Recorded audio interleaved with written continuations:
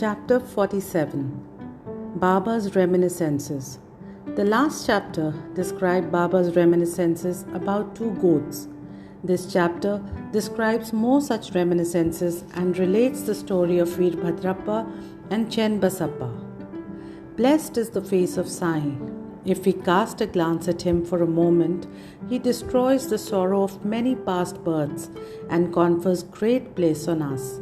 And if he looks at us with grace, our bondage of karma is immediately snapped away, and we are led to happiness.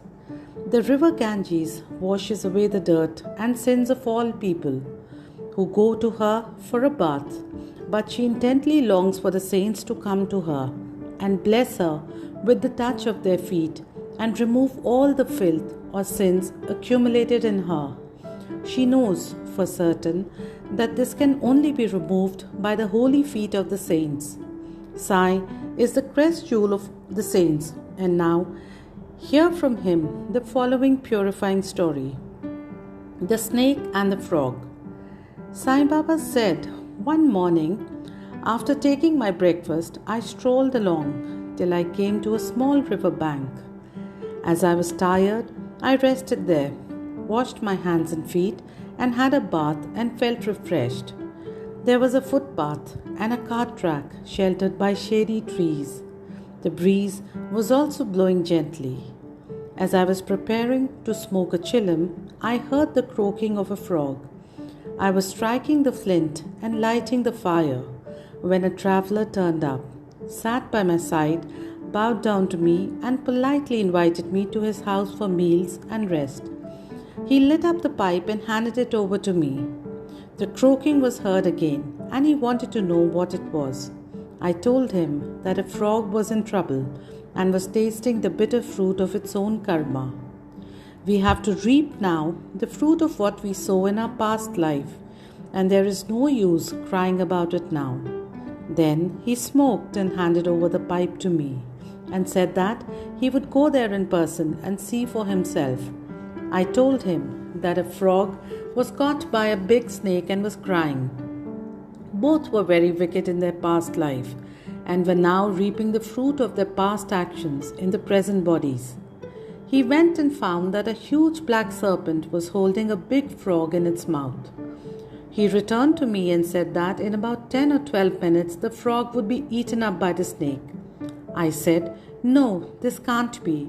I am its father or protector, and I am here now. How shall I allow the snake to eat it up? Am I here for nothing? Just see how I release it." After smoking again, we walked up to the place. He was afraid and asked me not to proceed further, as the snake might attack us. Not minding him, I went ahead and addressed the creatures thus: "O Veerbhadrappa, has not your enemy Basappa yet repented? Though he has been born as a frog, and you too, though born as a serpent, still hold bitter enmity against him. Be ashamed of yourself. Give up your hatred now and rest in peace." On hearing these words, the snake left the frog quickly and dived into the river and disappeared. The frog also jumped away and hid itself in the bushes. The traveller was much surprised. He said that he could not understand how the snake dropped the frog and disappeared on hearing the words. Who was Veerbhadrappa and who was Basappa, and what was the cause of their enmity? I returned with him to the foot of the tree, and after sharing again a few puffs of smoke with him, I explained the whole mystery to him as follows. There was an ancient holy place, sanctified by a temple of Mahadev, about 4 or 5 miles from my place.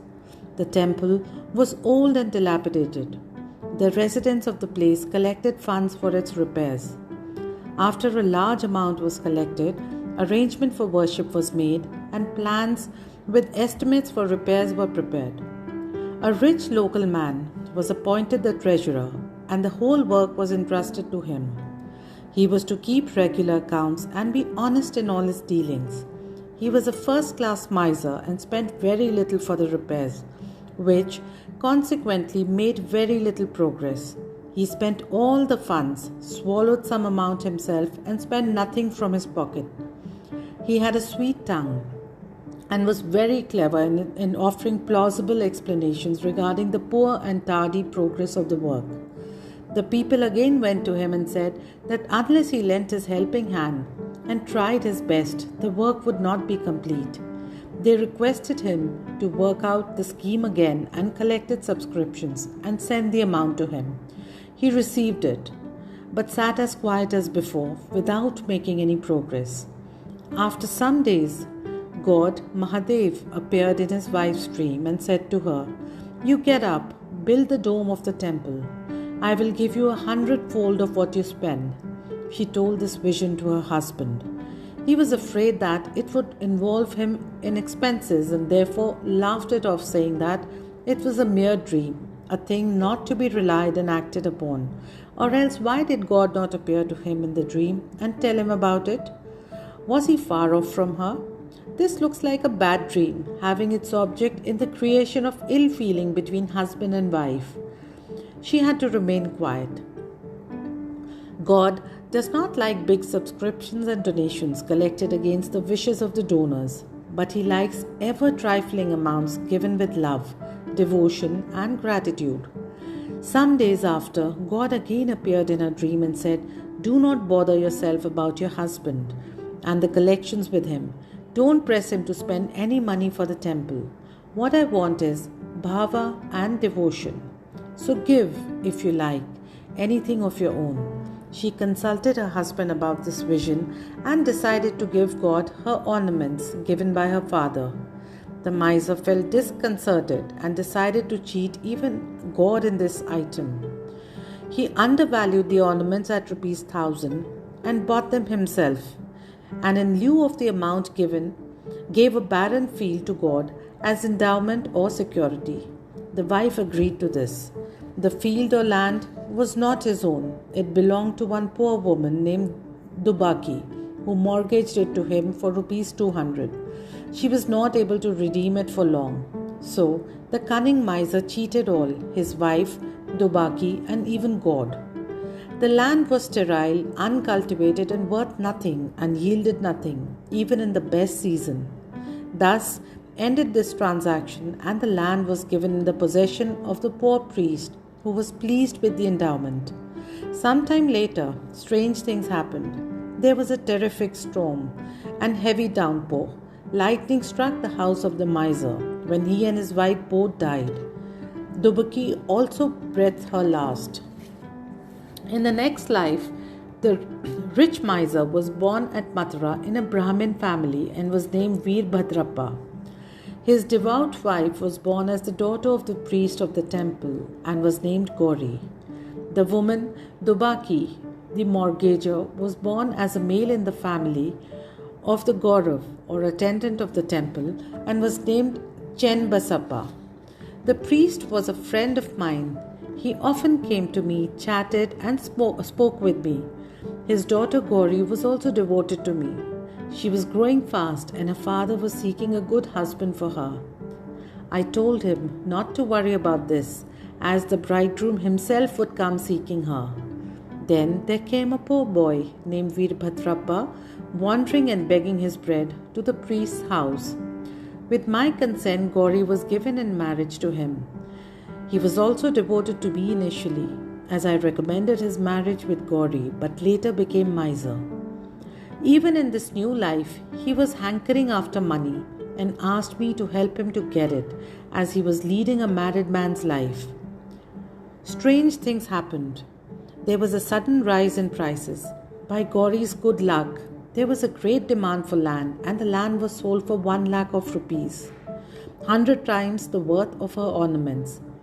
Half the amount was paid in cash, and the remaining was to be paid in 25 installments or ₹2,000 each. All agreed to this transaction, but began to quarrel over the money. They came to me for consultation. I told them that the property belonged to God and was vested in the priest, and that Gauri was his sole heiress and proprietress, and no amount should be spent without her consent, and that her husband had no right whatsoever to the amount. On hearing my opinion, Veerbhadrappa was annoyed with me and said that I wanted to establish Gauri's claim and embezzle her property. On hearing his words, I remembered God and kept quiet. Veerbhadrappa scolded his wife Gauri, and she came to me at noon and requested me not to mind the words of others and not to discard her, as she was my daughter. As she thus sought my protection, I gave her a pledge that I would cross 7 seas to help her. Then, that night, Gauri had a vision. Mahadev appeared in her dream and said, "The whole money is yours. Do not give anything to anybody. Spend some amount for temple purposes in consultation with Chennabasappa, and if you want to use it for some other purpose, consult Baba in the masjid." Gauri told me in the vision, and I gave her proper advice in the matter.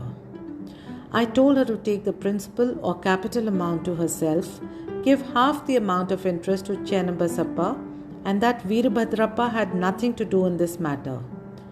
While I was thus talking, both Veerbhadrappa and Chennabasappa came there quarrelling.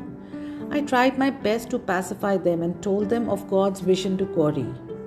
Veerbhadrappa got wild and angry and threatened to kill Chennabasappa, cutting him to pieces. The latter was timid. He caught my feet and sought refuge in me. I pleaded myself to save him from the wrath of his foe. Then, after some time, Veerbhadrappa died and was born as a snake, and Chennabasappa died and was born as a frog. On hearing the croaking of Chennabasappa and remembering my pledge, I came here, saved him, and kept my word. God runs to his devotees for help in times of danger. He saved Chennabasappa, the frog, by sending me here. All this is God's Leela or sport.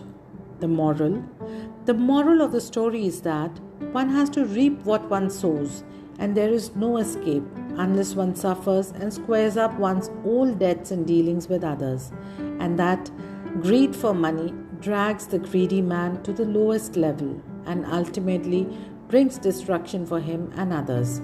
Bow to Shri Sai. Peace be to all.